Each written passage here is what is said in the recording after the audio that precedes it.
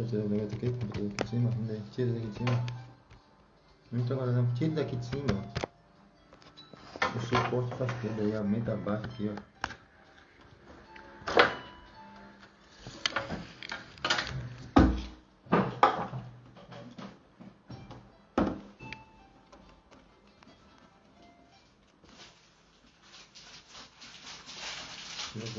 Apartamento no suporte dele.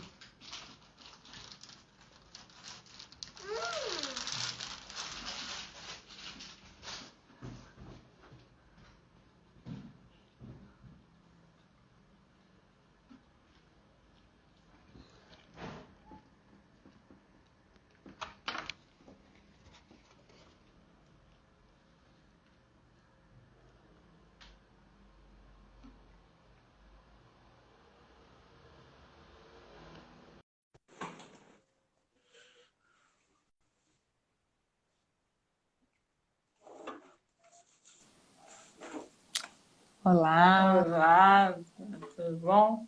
tudo bem, Neila? Boa noite. Boa noite. Ficou naquela de que será que ia começar? Enfim, vamos lá. Deu certo. Deu certo. No final tudo deu certo. Sim, sim, exatamente. Você está Então, bem? doutor, eu tô bem, depois da cirurgia teve aquele período de ajuste, de Adaptação, desce, né? mas agora firmou, agora deu certo. Que bom, fico muito feliz. Então, doutora,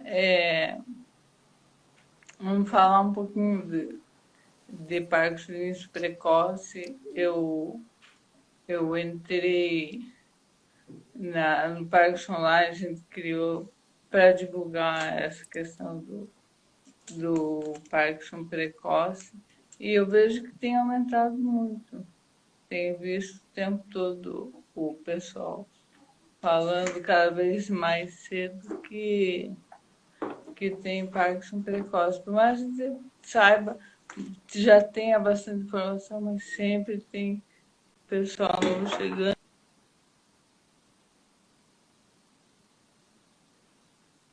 Eu recebi um pouquinho. Só precisava a gente combinar aqui que não ficou a questão da pergunta, porque nem eu esperava que tivesse tantas perguntas assim no, na caixinha durante a Sim. semana. E teve, daí agora eu não sei como que a doutora quer fazer. Não, acho que a gente pode. Bom, primeiro eu queria agradecer o convite, Neila, obrigada por esse espaço. Acho que é fundamental que a gente debata e traga para esse meio de internet, um meio mais de fácil acesso, para que a gente consiga realmente divulgar cada vez mais. Eu acho que a informação é o passo inicial para qualquer tratamento, né? E na doença de Parkinson não é diferente.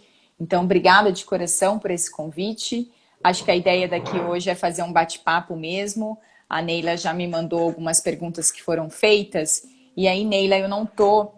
Você consegue ter acesso a elas aí para a gente ir citando, mas eu acho que eu poderia só fazer mais uma introdução, explicar o que é realmente esse parkinsonismo de início precoce. E aí, conforme vão vindo as perguntas, eu tô com acesso a elas aqui também. Eu consigo ir citando elas, se você achar melhor, tá? E quem tiver também aqui, acho que fiquem à vontade, né, Neila? Podem ir fazendo as perguntas, eu fico atenta aqui também, ou no final a gente dá uma olhada para ver se não faltou responder ninguém. Tá bom? Isso, e na medida que a gente vai respondendo, se não houver tempo de responder todos, a gente responde na medida do possível durante a semana. Isso, exatamente. Aí manda para você, né, no direct ou para mim mesmo, a gente vai respondendo ao longo da semana, é isso mesmo. Bom, acho que a grande ideia da gente trazer esse assunto, como você mesmo falou, a impressão é que cada vez fica mais, tá mais frequente esse assunto. Eu acho que é o diagnóstico sendo feito de uma forma mais precoce, né? O que acontece? A doença de Parkinson de início precoce, por si só, em teoria, é quando eu tenho o diagnóstico, o início dos sintomas motores e o diagnóstico feito antes dos 40 anos. Dentro desse precoce, quando ela também pode acontecer antes dos 21 anos, que aí a gente chama de doença de Parkinson juvenil, né? Ela é bem mais rara do que a precoce como um todo, mas ela também está presente e é importante que a gente traga isso, porque por muito tempo, por se achar que a doença de Parkinson é uma doença exclusiva da terceira idade, esses pacientes jovens demoram mais tempos, em teoria, demora mais tempo para conseguir um diagnóstico correto e automaticamente demoram mais na terapia e aí a gente vai perdendo qualidade de vida. Então, acho que a grande importância da gente falar disso é para que esses pacientes jovens com sintomas entendam que é necessário uma avaliação especializada muitas vezes. Por exemplo, é comum esses pacientes ficarem por tempo sendo interpretados como sintomas psiquiátricos, como sintomas emocionais, a lentidão motora é porque está depressivo, e na verdade, no fundo, a gente tem uma doença, uma doença neurológica, né, progressiva ali acontecendo e a gente está perdendo tempo no diagnóstico. Então, em teoria, são essas as idades. A gente sabe que Parkinson é mais comum os sintomas abrirem ali ao redor dos 60 anos, em torno dos 50, 60 é o mais comum. Conforme a idade vai avançando, o pico de incidência também aumenta. A gente sabe que envelhecimento é um fator de risco, né? Mas quando é antes dos 40 anos, a gente dá esse nome de precoce. E, a princípio, já citando aqui, eu vou comentando um pouco, respondendo em cima de algumas perguntas que foram feitas. Por que eu tenho a grande questão na maioria dos pacientes com doença de Parkinson precoce é interrogar o porquê que para mim começou antes, né? Por que comigo começou ali jovem e para a pessoa que eu conheço, para o outro paciente, começou depois dos 60, por exemplo. Na verdade, a doença de Parkinson em si, ela é uma doença de etiologia muito complexa. A gente não entende ainda totalmente o porquê que uma pessoa vai desenvolver, um filho vai desenvolver e o irmão dele não vai. Isso é algo que está cada vez mais a gente aprendendo.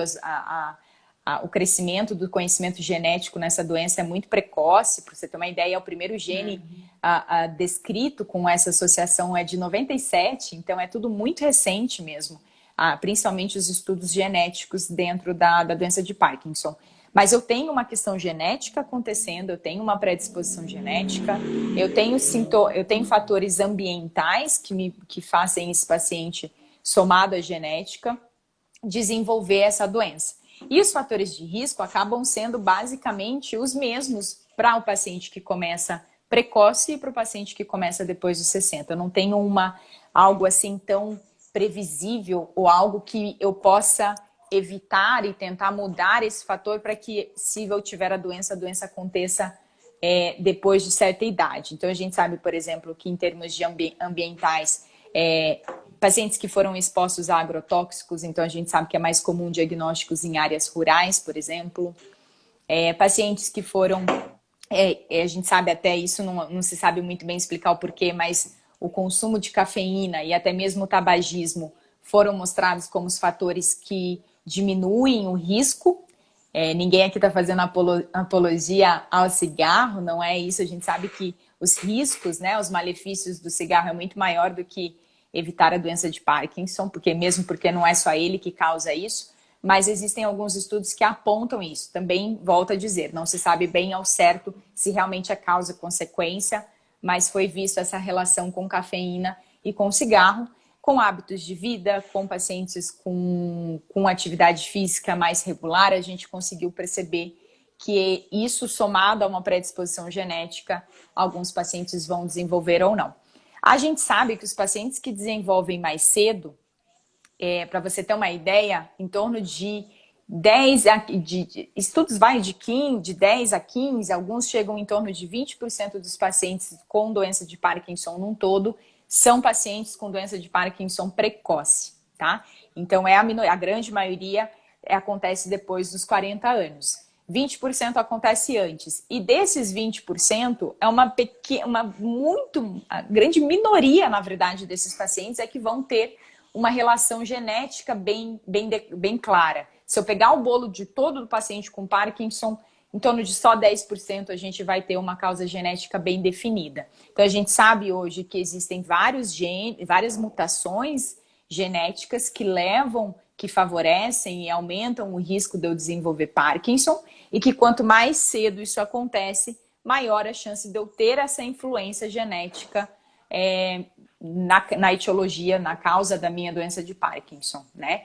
Não é sozinho, volto a dizer que não é algo único, mas eu vou aumentando as minhas chances. Então, assim, hoje a gente sabe, já conhecemos mais de 20 mutações em um único gene, mais outros genes que estão associados a isso, mas na prática, a genética em si, a importância da genética, da gente saber que tem essa relação genética, é pensando num tratamento modificador de doença, que é aquele tratamento em que em algum dia possa curar ou possa estacionar a doença de Parkinson, que hoje a gente não tem.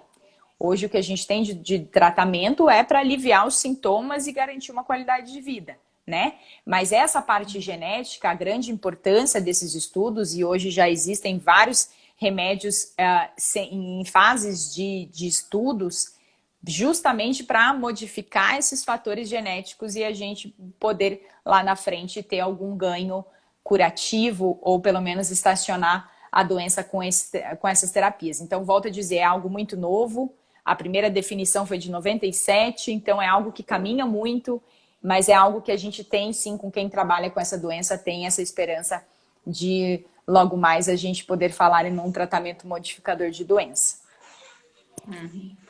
Uma pergunta assim que eu sempre escuto eu comecei cedo, meu Parkinson é precoce. Como é que eu vou estar daqui a alguns anos, quando as pessoas estão iniciando e eu já iniciei tão cedo? E como é que eu vou estar daqui a um tempo? Exatamente. Isso vem muito, Neila, a importância do estigma que vem junto com qualquer doença neurológica crônica, mas na doença de Parkinson a gente vê esse estigma muito bem definido ainda, e é a nossa luta de tentar mudar cada vez mais. Quando a gente pensa em Parkinson, é muito comum a gente pensar numa pessoa frágil, mais encurvada, dependendo de outras pessoas para se movimentar, e na verdade na nossa prática a gente vê que não, que essa é a minoria do público, né? Não é a maior parte dos nossos pacientes são independentes, são ativos, estão trabalhando, são ainda a fonte de renda da família. Então eu tenho a importância de trazer esse novo, mudar esse estigma que hoje não cabe mais para esses pacientes, né? E como eu vou estar lá na frente, Neila, tem muita relação com como a gente vai aceitar esse diagnóstico, como a gente vai entender ele e iniciar o tratamento o quanto antes. E aí vem a pergunta, quando que eu tenho que começar a tomar remédio, né? Eu fiz o diagnóstico, eu recebi o diagnóstico, seja ele ali com 30 anos, com 40 anos, é a hora de eu já tomar medicação? Se eu só estou com um tremorzinho ou se eu só me sinto um pouco mais lento. Na verdade, a medicação não existe um protocolo bem definido em que eu precise começar a tomar medicação o quanto antes, ou que eu tenho que ter uma idade mínima para começar o remédio, principalmente pensando na levodopa, né? O que a gente orienta, na maior parte das vezes, é iniciar o tratamento medicamentoso com um diagnóstico, porque eu consigo garantir mais movimento para que você exercite mais. E aí que está o grande X da questão, né? Estudos mostram que o que vai ser crucial para a gente pensar em como você vai estar daqui a anos não é a medicação, quando que você iniciou o remédio, mas sim a atividade física regular que você conseguiu, o quanto que você conseguiu se movimentar nesse período. Então eu te diria assim, essa resposta de como eu vou estar lá na frente depende muito mais do hábito de vida que a gente vai impor a partir desse diagnóstico, do que a dosagem de remédio ou qual é a combinação medicamentosa que eu vou usar, ou se eu vou operar ou não. Né? A grande importância é eu preciso me movimentar. A gente fala isso, parece que é muito tabu, todo médico fala isso, a gente precisa de atividade física regular, e isso na prática a gente não muda tanto. Não, mas tem um estudo bem grande, inclusive, que compara a idade de início de levodopa com o tempo avançando no benefício a longo prazo. E o que se mostrou é que os pacientes que fizeram atividade física, usando ou não a grande diferença, na verdade, do resultado foi a atividade física e não a dosagem da medicação. Então, o primeiro ponto, o primeiro tratamento imposto, digamos assim, é a atividade física. E aí não tem uma atividade que é melhor do que outra, um esporte que seja melhor que o outro, não. É o que a gente conseguir manter de forma mais regular. Então, eu não tenho uma contraindicação absoluta para uma atividade física. Esses dias eu atendi, acho que foi até ontem, antes de ontem, atendi uma senhora que recebeu o diagnóstico há 2 anos e ela era maratonista. E agora ela estava com receio de correr, porque quando ela caminhava, ela tropeçava. Mas o engraçado é que o problema do Parkinson em si não é perda de força, é programação motora. Então, ela, quando ela corria, ela sabia que ela não caía, que ela conseguia correr numa boa, mas ela estava com receio, né? Então, vocês não têm nenhuma limitação. Eu posso pedalar, eu posso correr, natação, hidroginástica, dança. Eu preciso me movimentar de uma forma regular ao longo da vida toda, né? É. Essa grande... uma Isso que coisa... fica difícil, né, Neila? Às vezes a medicação vem para me permitir fazer essa atividade física. Eu tô muito lenta. Porque também são vários fatores, né? A gente não vai culpar porque não faz exercício. É que o complicado da história é que são muitos sintomas.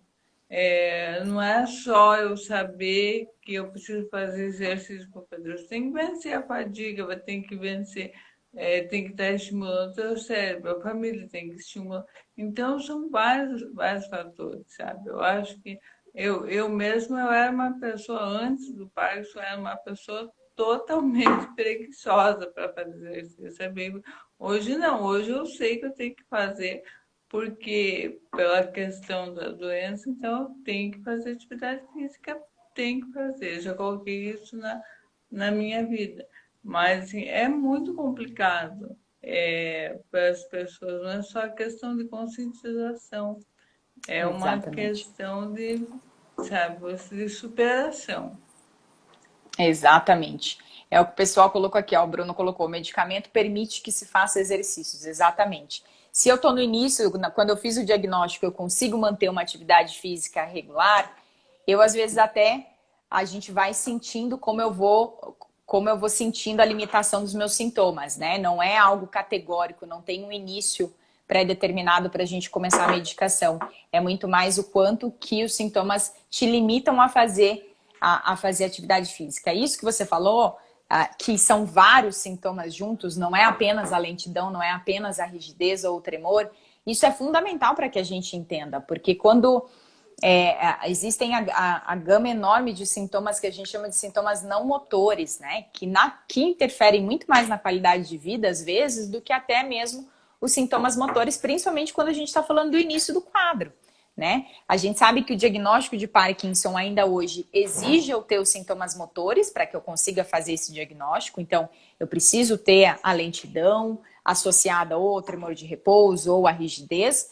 Mas a gente sabe que anos antes eu já tenho sintomas não motores, que aí vem alteração psiquiátrica, alteração emocional como depressão é muito comum, alteração do sono, constipação. Então, eu já venho com muitos sintomas antes. Quando eu abro os sintomas motores para daí eu ganhar o diagnóstico de Parkinson, eu já vejo que não é só a parte motora. Eu preciso trabalhar tudo isso. Eu preciso trabalhar como a família vai receber essa doença que vem cheia de estigmas ainda hoje. Então, sem dúvida, todo esse trabalho de aceitação do diagnóstico, de entender o papel que eu preciso desse papel ativo do paciente no tratamento para que a gente consiga cada vez ir melhorando e ganhando qualidade de vida. O papel da família, como você falou, a família precisa estimular vocês e não simplesmente isolar, não consegue fazer, deixa que eu faço. Não, eu preciso estimular, eu preciso ver que tem muita coisa para frente para a gente fazer, né?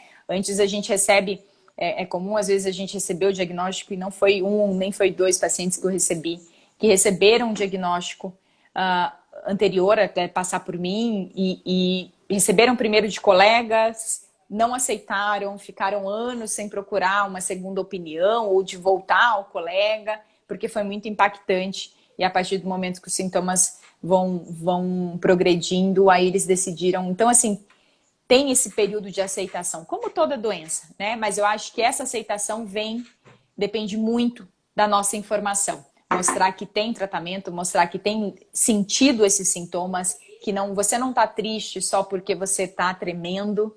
Eu tenho uma explicação, o Parkinson causa esses sintomas emocionais e dessa forma eu tratar como é merecido, investigar e tratar realmente essas queixas, né? Olha, a Doralice escreveu aqui, meu esposo tem 50 anos, desde o ano passado, passando, percebi algo errado nele, um tremor na mão esquerda e ficamos totalmente sem chão, porque levamos a neura, ela diagnosticou. Exatamente, acaba sendo um baque, Doralice, ainda hoje, porque a gente vem com esse estigma tanto.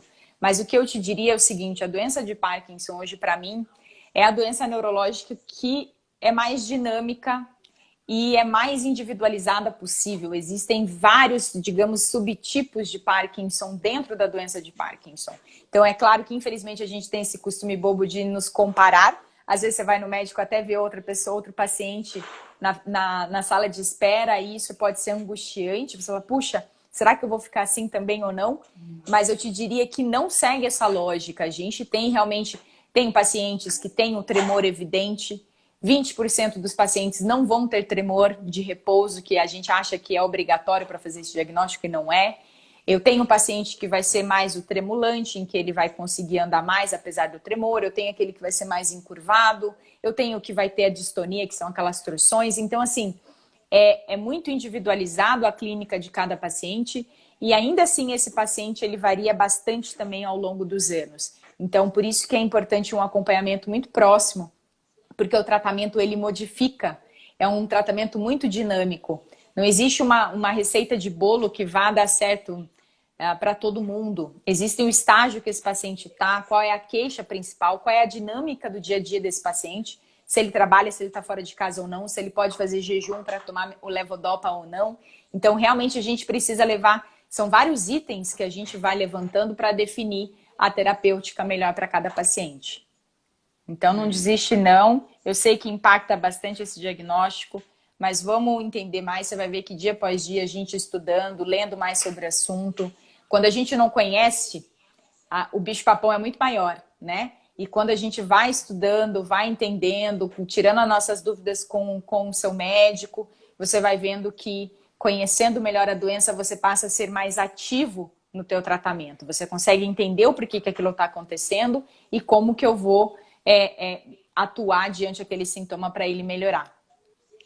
Mesmo porque você está falando de pessoas que são jovens. Eu, por exemplo, comecei com 36 anos e eu estava gestante e quando recebi o diagnóstico, então os primeiros meses eu não tomei o Prolopa, né?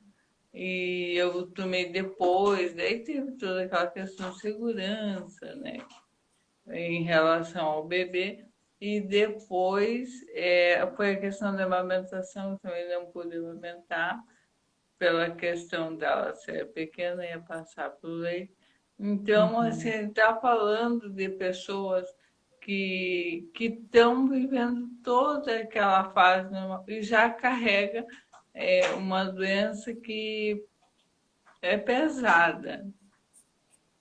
Sim. E a minha pergunta é, na verdade, nesse assunto, porque como as pessoas, as mulheres, por exemplo, precisam de mamografia, reposição hormonal, como falei ontem, toda essa questão e como conduzir isso tudo, como ela vai levar isso ao longo da vida dela, principalmente as mulheres. Sim. Na verdade, Neila, não existe como eu te disse, não existe uma receita de bolo ali, né? Se a gente pensar assim, como a gente vai tocar a nossa vida com esse diagnóstico tão cedo, no momento que você está tão ativa, tem tantos planos ainda, é o mesmo dilema que um paciente com outras doenças vão lidar, né? Então, vem muito em cima da aceitação disso. É claro que vem todo aquele período, muitas das vezes está associado a uma negação, um momento de raiva, de questionamento, por que comigo ou não. E eu acho que o tratamento ele começa a ser efetivo realmente a partir do momento que quando eu falo aceito, parece que é aquilo de uma submissão à doença. Ah, tudo bem, vamos aceitar que essa é a minha vida. Não, não é essa a ideia que eu quero passar. A ideia é de entender que é possível sim ter uma vida feliz e com qualidade, mesmo tendo um diagnóstico de uma doença de Parkinson, e que você pode ser ativo nessa tua doença. A gente sabe que criar um hábito de vida bacana, de cuidar da dieta, de cuidar do teu sono, fazer uma atividade física, procurar ajuda, entender que se você não está dormindo bem, que se teu intestino está te incomodando, eu vou atrás para tentar melhorar. Eu não vou achar que aquilo, beleza, é isso aí mesmo, eu tenho que aceitar que é assim. Não é essa a ideia. Talvez falar a palavra aceitação até possa dar um entendimento falso, errado aqui. Não é isso. O que a gente precisa mudar é essa ideia de que você comanda a tua doença. Eu preciso de você ativa nesse tratamento, né? E sim, existem pessoas que podem engravidar já com um diagnóstico. Não tem problema algum quanto a isso. Eu preciso de um acompanhamento, mas é totalmente plausível. Você pode ver, a ideia é que a gente consiga criar. O grande questionamento é o seguinte: a gente conseguir fazer um diagnóstico precoce para que eu consiga trazer mais, não é nem tanto o tratamento medicamentoso, mas eu trazer mais informação desde o início dos teus sintomas, para que a gente consiga passar dessa fase de negação, desse tumulto, desse diagnóstico, de como a gente vai viver agora, para que você consiga manter teus sonhos. Eu tenho que manter teus planos ainda, né? Não é o fim da linha, de forma alguma. Hoje em dia a gente tem muita opção terapêutica, né? Eu tenho a parte medicamentosa, eu tenho a reabilitação, eu tenho a estimulação cerebral profunda. Então a ideia é que a gente vá fazendo isso conforme a necessidade para que a gente mantenha você ativa e não limitando os teus planos de vida por ter esse diagnóstico agora, né? Isso é uma realidade. A Valéria respondeu aqui: recebi o diagnóstico esse mês, tenho 54 anos e estou na fase de aceitação. E percebi realmente que tinha sintomas não motores. Estou buscando informações para me cuidar. Exatamente isso, Valéria. Cada vez mais entendendo melhor os teus sintomas, entendendo por que isso acontece, é quando a gente vai buscar ajuda. Se eu não entendo que esse sintoma pode ser consequência do Parkinson, às vezes a gente fica sem buscar ajuda e eu vou perdendo qualidade de vida. Ontem mesmo eu conversei com um colega meu, a gente fez uma live também no meu Instagram a respeito dos sintomas urinários, e às vezes a disfunção sexual, o problema urinário é algo que você tem que impacta muito no teu dia a dia. Você não quer sair de casa porque a hora que dá vontade de ir no banheiro você tem que procurar um lugar logo. E a gente não sabendo que isso tem associação com Parkinson, muitas das vezes o paciente nem relata, nem vai atrás. Ah, isso é da minha idade, isso deve ser por outro problema, deve ser questão emocional, não tá muito legal, nem chega a se falar. E aí quando eu não questiono, eu não abro nem a possibilidade de a gente pensar em como melhorar esses sintomas, né? Então a informação é base crucial dessa melhora. Deixa eu ver mais. Alguém comentou ali atrás. Eu vou tentando, depois a gente passa de novo, que eu tô com receio da gente esquecer alguém. Me perguntou a respeito do levodopa. Deixa eu achar aqui, ó. A Nazaré: boa noite. Meu marido já não toma mais levodopa. Isso tem algum problema? Não necessariamente, Nazaré. Na verdade, a gente tem que entender o seguinte: como o tratamento ele vai mudar muito ao longo dos anos, né? E talvez o que está acontecendo, ele está muito sensível. O que acontece, a gente vai ficando muito sensível à levodopa. Acho que a maioria daqui dos pacientes, quem está aqui são pacientes ou são cuidadores, então talvez esteja um pouco mais, né, sabendo mais desses termos que eu vou falar, mas qualquer coisa vocês vão me questionando. Com o avançar da doença, o levodopa em si, que é o tratamento base do Parkinson, ele vai durando cada vez menos tempo, né? Então, geralmente a gente começa com uma duração em torno de 4 horas e com o avançar ele pode ir reduzindo, que é o que a gente chama de wearing off, ou a perda do efeito de fim de dose. E aí eu preciso ir reduzindo, ou eu vou diminuindo o intervalo, que acaba sendo ruim, porque a hora que a gente vê de 2 em 2 horas eu tenho que tomar remédio. A gente faz associação com outros remédios.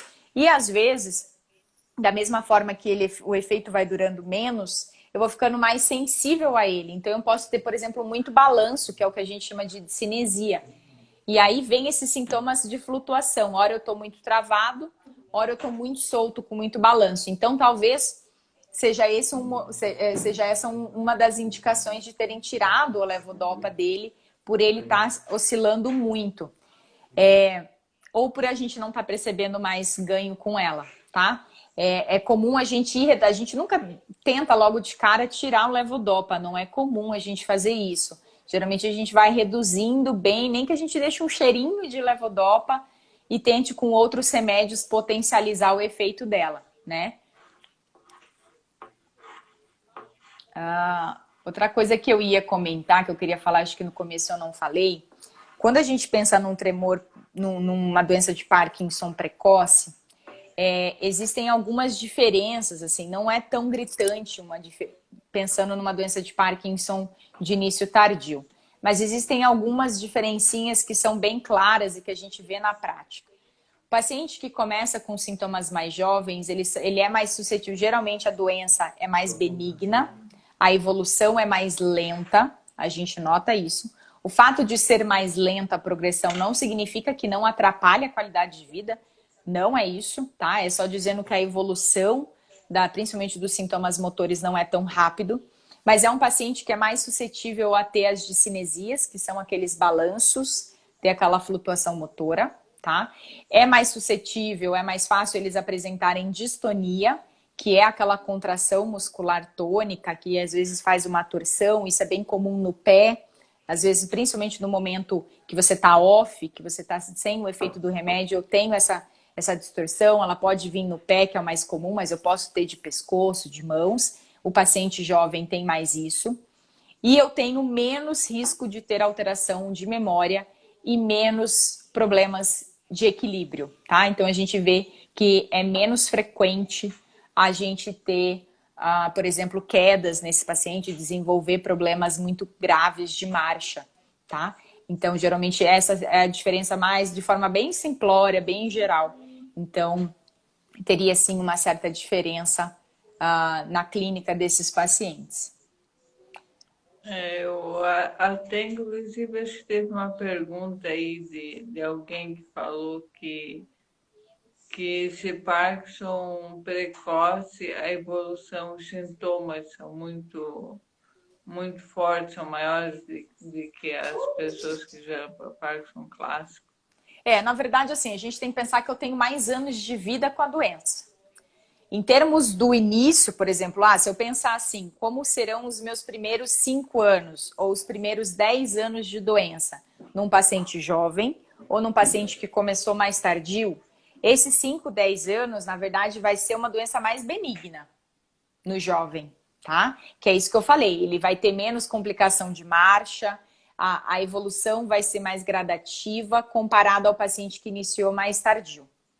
Porém, eu tenho que pensar que esse paciente vai viver mais anos com a doença. E aí, se eu for comparar ele lá com 80 anos, em relação a um paciente com 80 anos que começou com 70, aí eu vou ter mais sintomas. Principalmente essa flutuação motora que eu falei, que é travar muito e de repente tomar medicação e eu ter muito balanço. E aí, se eu abaixo um pouquinho o remédio para tentar melhorar o balanço, eu travo muito, que é o que a gente chama de flutuação, né? Eu tomo remédio, eu fico muito bem, às vezes até com muito balanço, vai acabando o efeito do remédio, eu travo muito. Esses pacientes podem ter travamento do nada, assim, do nada eu travo, que é o que a gente chama de off imprevisível. Eu tô no momento do efeito do remédio e de repente eu travo, isso também é comum. Então, na verdade, se eu comparar o tempo de doença, ela é mais benigna, tá?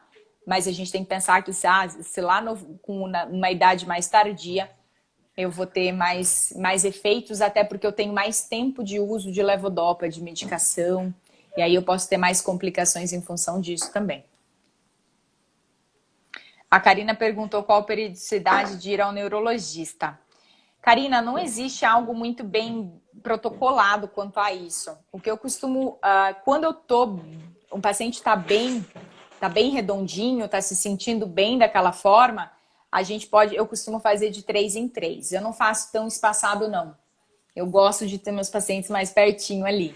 Quando eu não estou tão bem, ou eu estou iniciando uma medicação, esses remédios não existe uma dose bem categórica que a gente tenha que fazer, né? Geralmente é dose dependente do sintoma. Então a gente começa devagarzinho, doses baixas, vai associando, começa um remédio, se eu preciso associar, eu entro com o outro. Eu nunca vou entrar com 3, 2 remédios de uma vez. Eu não sei se ele vai precisar dos 2, né? Então a gente vai gradativo. Quando eu tô nessa mudança, ou que não tá legal algum sintoma, ou porque eu tô começando, aí a gente pode fazer até mais precoce, até a cada de mês em mês, um mês e meio. Ah, não, senti que tá bem, tá se sentindo bem a cada 3 meses. Eu acho que o anual é muito longe. Se tiver muito, muito bem, tudo bem a gente fazer ali 6 meses. Acho que 6 meses, pelo menos pra gente. Eu cheguei na fase de 2 vezes por ano agora. Ó, que maravilha! Muito bom, muito bom. Ainda quem tem o aparelho, como a Neila, quem tem estimulação cerebral profunda, a gente também recomenda pelo menos de 6 em 6, porque a gente precisa checar a bateria também, né, Neila? Então, mesmo que esteja tudo bem, não vou mexer, eu tô me sentindo bem, a gente precisa fazer esse acompanhamento para ter o exame físico, porque às vezes, no dia a dia, ainda mais quando você é muito ativo, que você já entende muito a doença, às vezes a gente percebe que dá para melhorar um pouquinho com o meu exame físico fazendo aqui no consultório, do que dependendo da queixa do paciente em si. Às vezes eu não estou bem, mas eu vou examinar e eu vejo que não está tão bem, dá para tentar melhorar. E então por isso que é importante também de 6 em 6 meses, eu diria que estando numa fase boa, tudo bem. Deixa eu ver se tem mais um outro questionamento. Explore os limites do que pode fazer e o que não precisa ser aceitado. Exatamente, Bruno. Aqui, a Luciene. Para minha mãe foi difícil a aceitação, principalmente para o meu pai.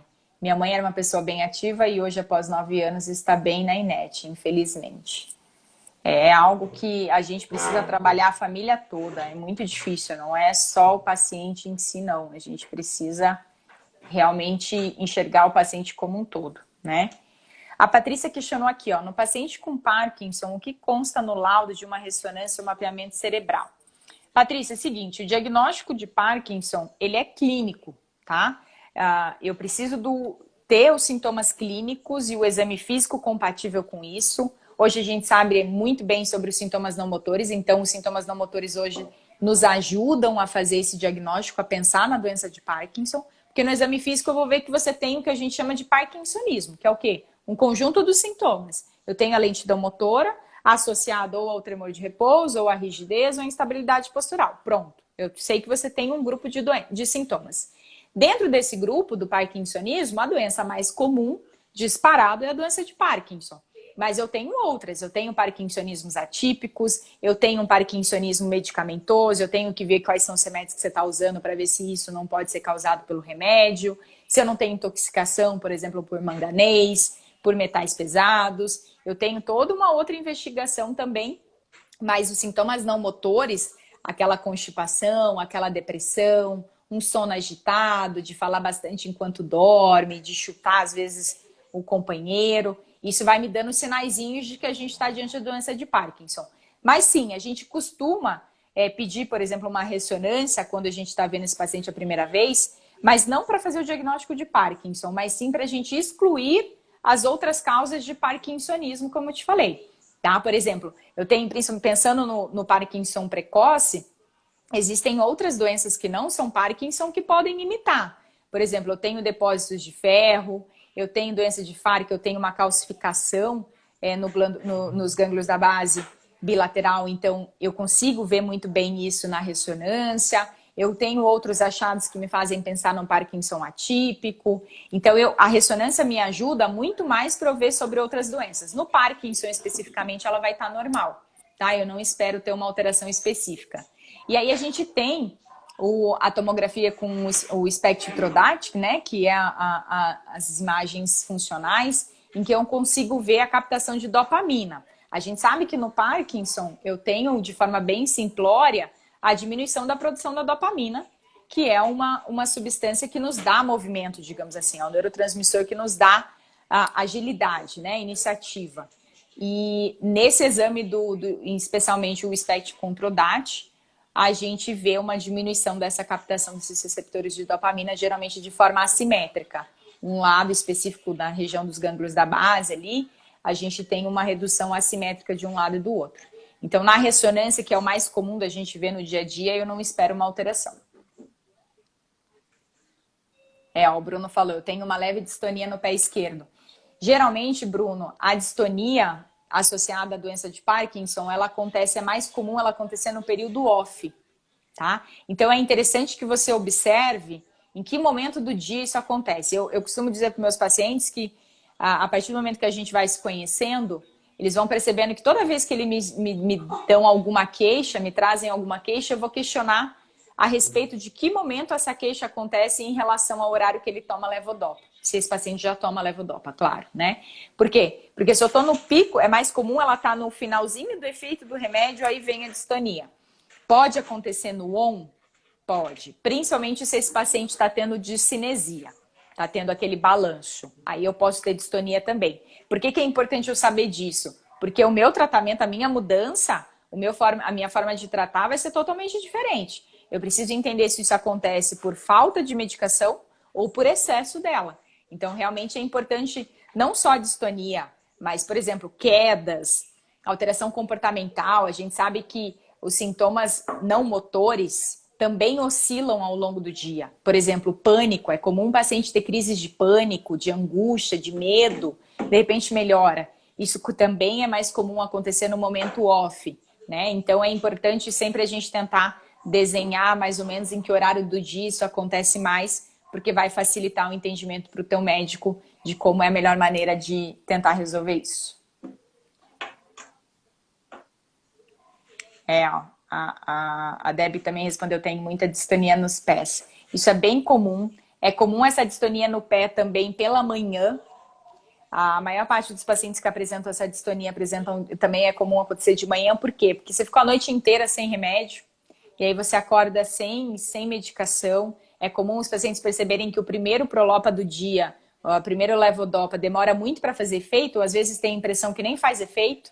Mas isso é porque eu fiquei muito tempo à noite sem medicação. Se isso acontece especificamente pela manhã, a gente acaba entrando às vezes com um Prolopa, por exemplo, um Prolopa HBS, à noite, que ele vai ter uma liberação mais lenta e vai te proteger ao longo da noite para você não acordar tão travada.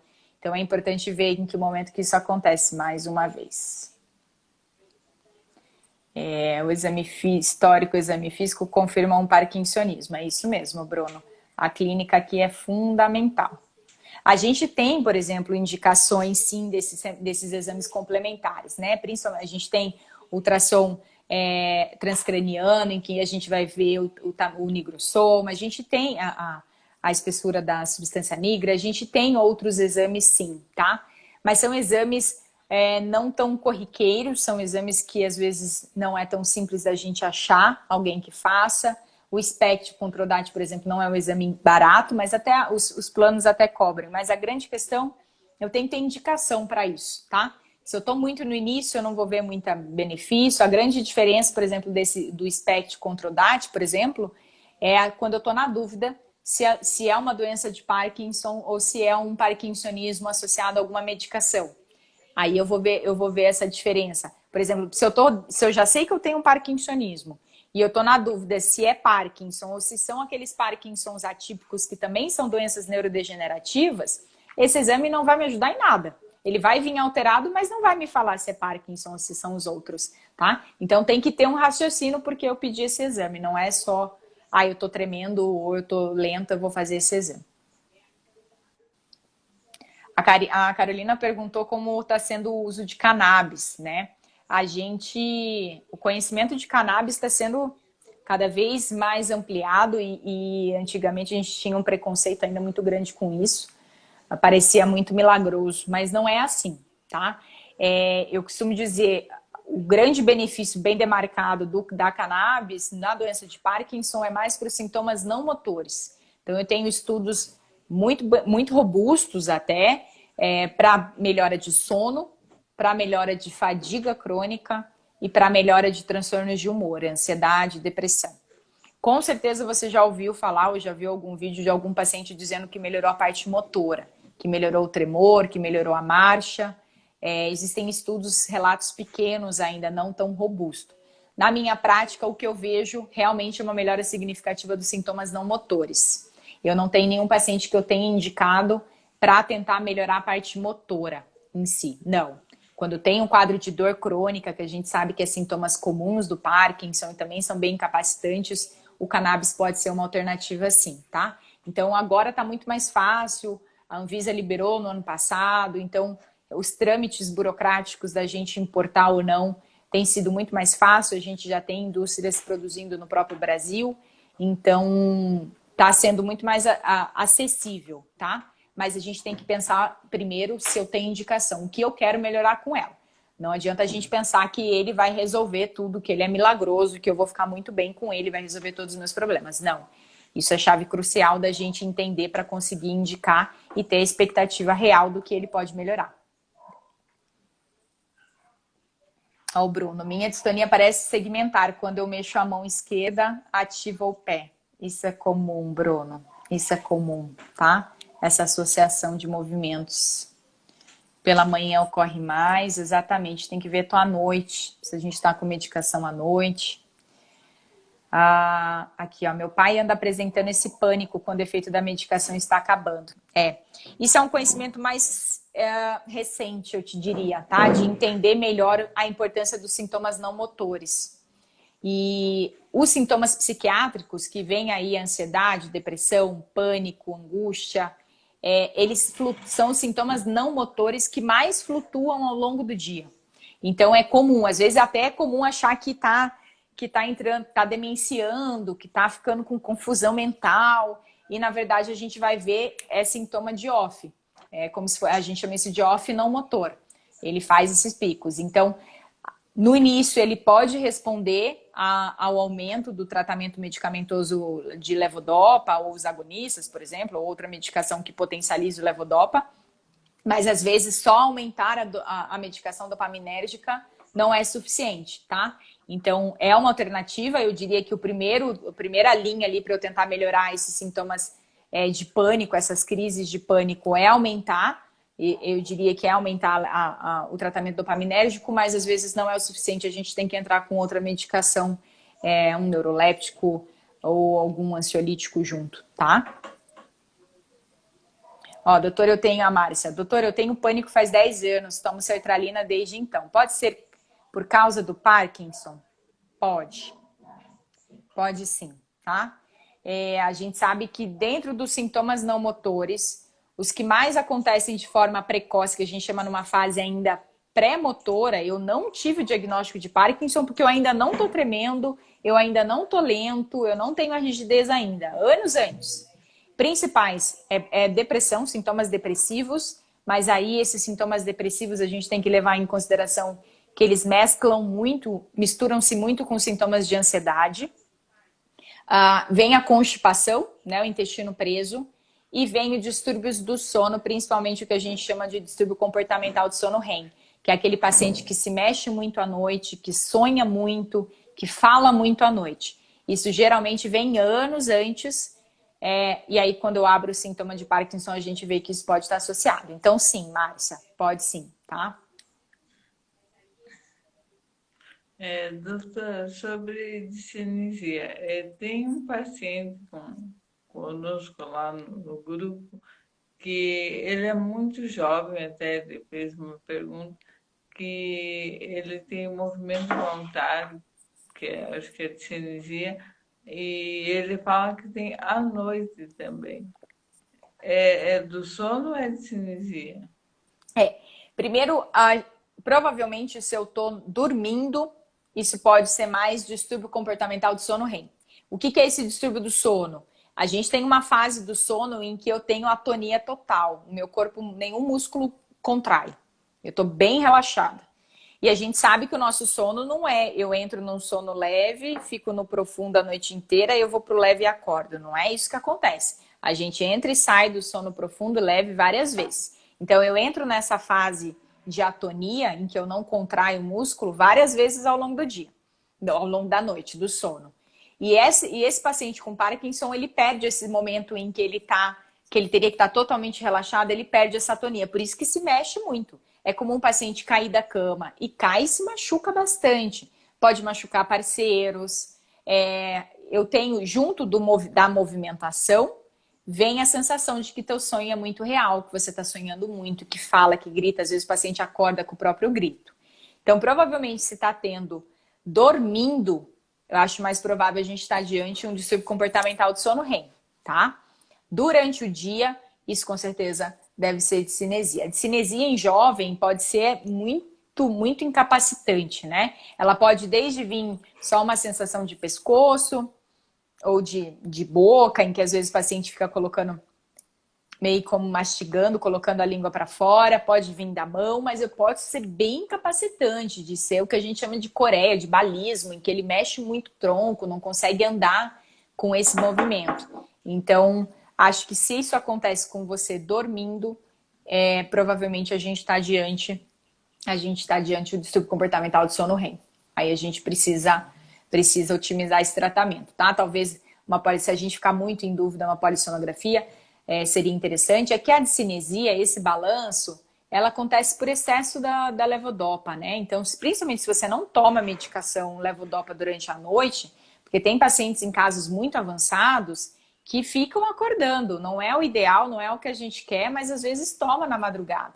Então, se não tem esse uso na madrugada, para mim é bem improvável que seja discinesia, tá?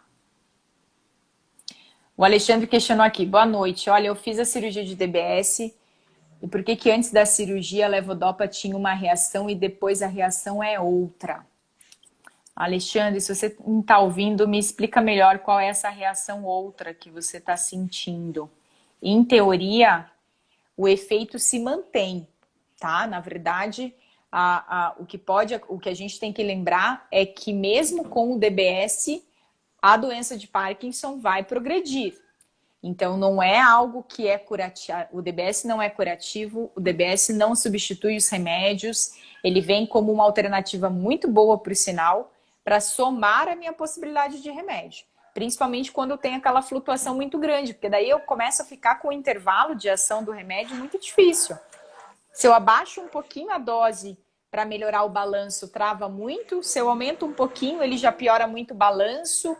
Então, às vezes, o DBS vem justamente para eu ter essa melhora, como se fosse uma melhora da levodopa, mas de forma mais constante ao longo do dia, para eu não flutuar tanto. Mas me explica melhor o que é essa outra reação que você percebe depois do DBS, tá? Agora eu me perdi aqui. Todos que fazem implante de DBS conseguem diminuir medicação ou não? Primeiro eu preciso saber onde foi implantado o DBS, né? Para a doença de Parkinson, hoje, na prática, a gente usa 2 alvos. O núcleo subtalâmico, que é o mais comum para Parkinson em si, é o mais utilizado, mas a gente também usa o globo pálido interno, tá? Que é o GPI. No globo pálido interno, geralmente a indicação na doença de Parkinson é para aquele paciente que tem muita discinesia, tá? Ou é um paciente que já é mais velho, que eu já tô com medo dele abrir um quadro demencial, a memória não é tão boa, aí eu tento ser mais conservador e coloco no GPI. O GPI não me permite reduzir medicação, tá? Dificilmente eu vou conseguir, não é nenhuma intenção nossa. Agora, quando eu coloco no núcleo subtalâmico, que é o alvo mais utilizado, disparado para a doença de Parkinson, eu consigo reduzir. E às vezes, por exemplo, o paciente que tem a discinesia, mas que eu sei que a discinesia acontece pelo remédio, pela levodopa, aí é um candidato colocar no núcleo subtalâmico, porque eu consigo reduzir, eu melhoro o travamento e consigo permitir a redução da levodopa para ele não ter tanto balanço, tá? Mas essa redução também não é tão assim expressiva. A gente vai tentar reduzir em média de 50% a 60% da dosagem, não mais que isso, tá? Inclusive existem riscos, existe estudo mostrando que talvez no início, logo depois do DBS, a gente até tem um ganho, o paciente fica animado, às vezes até falar assim, eu não preciso desse levodopa. Eu tenho um risco de fazer alterações psiquiátricas graves se eu suspender totalmente o levodopa após a cirurgia, tá? Inclusive aumenta o risco de suicídio. Então é algo que não é indicado, não é nosso objetivo. Mas pode sim reduzir, tá? Dependendo do alvo. Aqui o senhor Campos, tenho movimentos involuntários muitas vezes ao dia, até durante o sono. Acho que foi ele que comentou, né? Além do meu histórico clínico, o médico observou uma cintilografia do crânio. Não é muito... A cintilografia, na verdade, é um outro termo que a gente usa para o SPECT, tá? Cintilografia cerebral com SPECT, com Controdat. Seria o mesmo do SPECT Controdat. Então, provavelmente ele viu aquilo que eu te disse da captação da dopamina de forma assimétrica, tá? Isso sim, ótimo. Ele deve ter visto essa alteração de captação de forma assimétrica no teu exame. O Bruno, parece que o CBD ajuda também nas discinesias, por lançar menos dopamina nos gânglios. Eu já vi paciente falar melhora tanto da marcha quanto da discinesia, sim, Bruno. Mas ainda hoje eu te diria que é algo incipiente. Eu acho que precisa de estudos maiores para a gente usar o CBD com essa indicação, né? A gente sabe que é uma terapia cara, não é tão barato assim, e a gente às vezes precisa de uma dose maior. E aí eu vou aumentando dose, vou aumentando concentração, o tratamento vai ficando mais caro. Mas ele pode melhorar sim. Na verdade... Ui, apertei alguma coisa errada aqui. Na verdade auxilia, não é um milagre. Exatamente, exatamente. E pode melhorar muito. O meu melhorou, ó, Leomar. O meu melhorou com cannabis. Exato, Leomar. A Helena escreveu, cisto na cabeça pode ter sintomas parecidos com a doença de Parkinson. Taliana, pode depender do local em que esse cisto está, tá? Na verdade, se eu tiver, por exemplo, até um AVC, pode me dar sintomas parecidos de Parkinson. Por quê? Porque a doença de Parkinson ela é bem assimétrica, principalmente no início, tá? Eu sempre tenho sintomas muito mais evidentes de um lado do que o outro. Se eu, inclusive, tenho no início sintomas muito simétricos, eu até fico com uma pulga atrás da orelha e questiono se realmente é doença de Parkinson ou não é um parkinsonismo medicamentoso ou um outro tipo de parkinsonismo. Mas se eu tiver um cisto em região específica, por exemplo, aí no gânglios da base, a gente até pode ter os sintomas do que a gente chama de parkinsonismo, né? Aquele conjunto dos sintomas. Então, sim, tá? Por isso que até a gente pede na prática, principalmente em jovens, em que aí o leque de diagnósticos diferenciais é muito maior, porque, lembrando lá do início, 20% só que são esses pacientes precoces, eu preciso excluir outras coisas. Então, a gente vai fazer a ressonância para ver se eu não tenho. Então, pode, mas vai depender do local que o cisto esteja. A Santa Planta, depois da cirurgia do DBS, doutora, apresentando pânico, medo. Tá. Isso é outra coisa. Dependendo do local do DBS, principalmente se ele estiver no núcleo subtalâmico, que é o lugar mais frequente, então talvez seja isso aí que ela está falando, eu posso ter sintomas colaterais da estimulação, tá? E eu tenho uma área do STN, pensa, ele é um núcleo super pequenininho, é uma região do cérebro pequeniníssima. E eu tenho uma área dele que é límbica, que tem relação com sintomas emocionais. Então, se eu tiver com a energia espraiando, indo para essa região do núcleo que cuida da parte emocional, eu posso ter sintomas, efeito colateral como pânico, como alteração comportamental, tá? Então é algo que tem que ser comentado com o médico que ajusta o teu aparelho, porque é algo que a gente precisa, consegue corrigir modificando a tua estimulação, tá? Os parâmetros da tua estimulação. Pode ser efeito colateral, sim. A Mônica, eu tive tudo isso antes de começarem os tremores, né? Os sintomas não motores, a hora que a gente... É algo que geralmente não incomoda tanto, mas a hora que a gente vai questionando, a grande imensa maioria dos pacientes fala, puxa, eu tenho isso há muito tempo. O Guilherme, físio, querido, sempre presente. Obrigada mais uma vez. Ali ele colocou, temos também que correlacionar fases do sono e aprendizado diário. É uma condição que repercute muito no dia a dia dos pacientes. Sem dúvida, sem dúvida. Diário do sono é muito importante. E e não só do sono, mas dos sintomas ao longo do dia, acho que é fundamental. É chato, às vezes, para o paciente ficar se questionando e observando esses sintomas, mas às vezes, quando eu não consigo entender muito bem em que momento isso acontece, porque nem sempre é tão claro, eu peço para o paciente, falo, olha, pelo menos uns 3 dias antes, uma semana antes da consulta, tenta fazer essa anotação para a gente conseguir descrever melhor em que momento que acontece o teu sintoma. A Patrícia questionou, doutora, tem um horário específico para tomar o Azilect no início do tratamento? O Azilect, ele é um agonista, a gente usa ele uma vez ao dia, né? Eu particularmente deixo ele de manhã, mas o efeito dele dura ali. O efeito máximo em torno de 12, mas ele vai durar as 24, assim, vai caindo, né, o efeito. Então eu sempre deixo pela manhã, pela manhã junto com o café da manhã. Não precisa ser em jejum, nem com comida, a maioria das pessoas aceita bem ele, mas eu tenho por costume prescrever pela manhã. Sim, se é possível desenvolver alguma síndrome neurológica por causa do Parkinson, eu acho que estou com essa síndrome só de pensar que eu vou ficar off, passo mal, me dá tontura, náuseas, desconforto intestinal. Sim.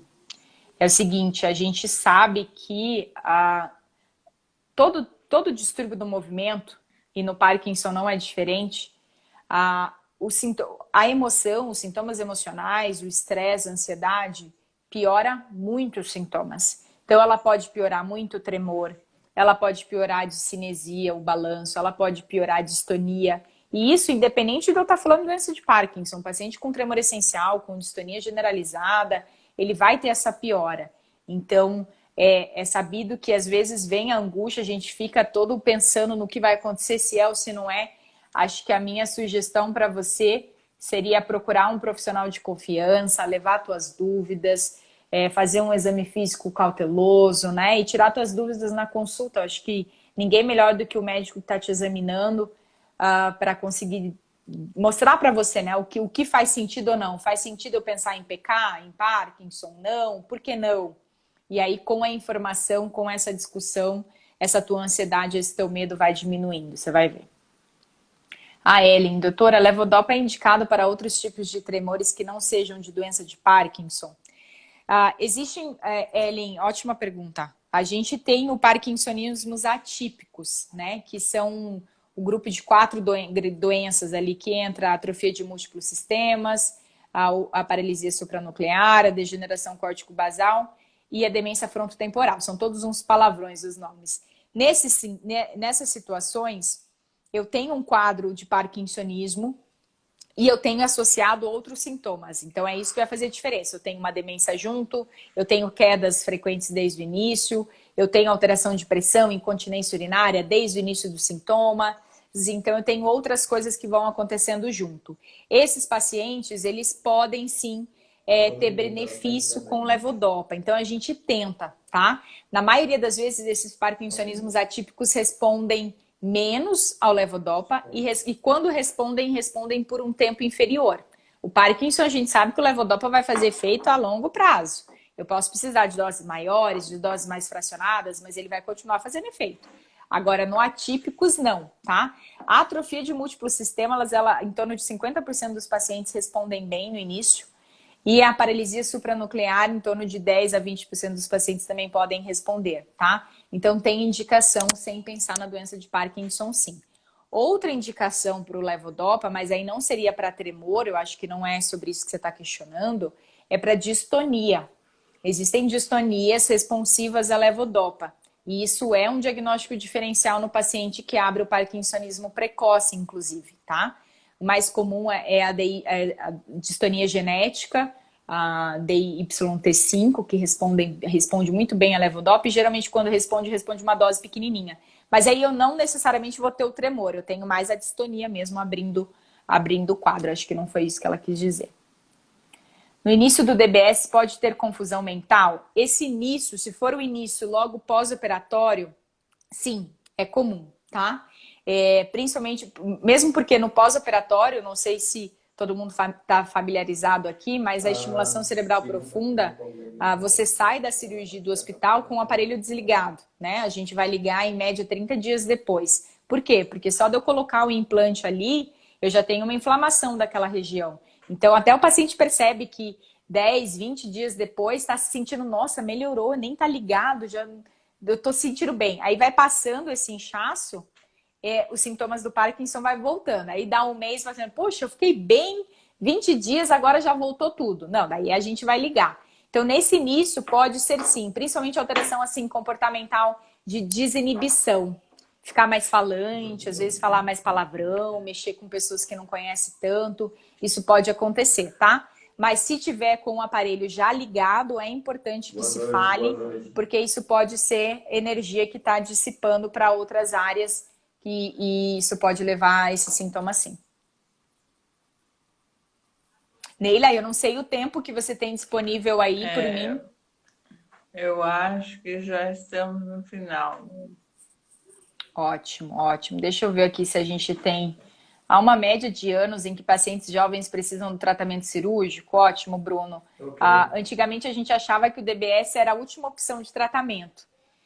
Hoje não mais, tá? Hoje existe um benefício muito grande sabido que eu tenho um intervalo que eu posso fazer isso, né? Hoje a gente espera no mínimo 4 anos, em média de 4 a 5 anos, do início dos sintomas, até mesmo porque nesses 4 anos podem surgir outros sintomas que daí vão falar contra o diagnóstico de doença de Parkinson, vão falar dos Parkinsons atípicos. Então eu espero isso até mesmo para confirmar que é doença de Parkinson. Então, no geral, a gente espera em torno de 5 a 10 anos, tá? E a grande indicação é eu ter aquela flutuação motora. Se você tá bem com medicação, é jovem, não tem muito porquê. Mas se eu tô fazendo aquela flutuação, hora eu tô balançando, hora eu tô muito travado, eu tô tendo que fazer cada vez mais ajustes finos do remédio, é uma forte indicação sim, tá? Bom, acho que é isso. Meu marido tem Parkinson, dormi muito mal, fico muito preocupado porque os médicos falam que é importante ter boa noite de sono. Sim, mas aí tem como a gente melhorar isso do sono também. Com medicação, com psicoterapia, com diário do sono, higiene do sono. Procure ajuda, Aline, que acho que dá para melhorar bem teu sono sim. Ótimo. Acho que era isso, né, pessoal? É isso.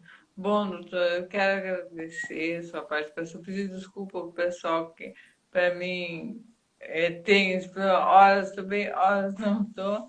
E a Sim. ansiedade ele gera, assim. Eu digo que aqui em casa tem 2, né, com Parkinson. Então, é para a gente sair de casa uma operação de guerra. E para fazer qualquer coisa também, hoje eu e entrar, ficamos os dois off juntos, no mesmo horário. Não. Mas, enfim, Mas deu eu tudo peço certo, desculpa. Neila. Tá Não tem que bom. pedir desculpa. Acho que a gente aqui, eu e acho que todo mundo que está se beneficiando com essa live, só tem a agradecer a você, ao seu trabalho, à sua disposição. A gente sabe o quanto estar em off é incômodo, né? Vem com dor, vem aquela angústia, piora da ansiedade. Então, assim, a gente só tem a agradecer, você não tem que pedir desculpa nenhuma. Isso mostra mais ainda a importância do teu trabalho, o quanto você é guerreira, o quanto que você está ajudando outras pessoas com o que você já viveu, né? Fico muito feliz de saber que você esteja bem, que você está em Maringá, na minha cidade que eu tanto amo. Bom, agora a doutora tem que vir para cá, né? Olha só, se minha mãe ouvir isso, ela já vai anotar no pedido dela. Falar, tá vendo? Não sou só eu que tô pedindo. Minha mãe é louca para eu ir voltar a atender aí. Eles moram aí ainda. Mas, Neila, muito obrigada pelo convite. Obrigada, pessoal, pela interação, pelas perguntas. Talvez tenha ficado alguma aí sem conversar. Eu coloco à disposição meu Instagram. Pode me mandar um direct que a gente responde, ou manda para a Neila me envia.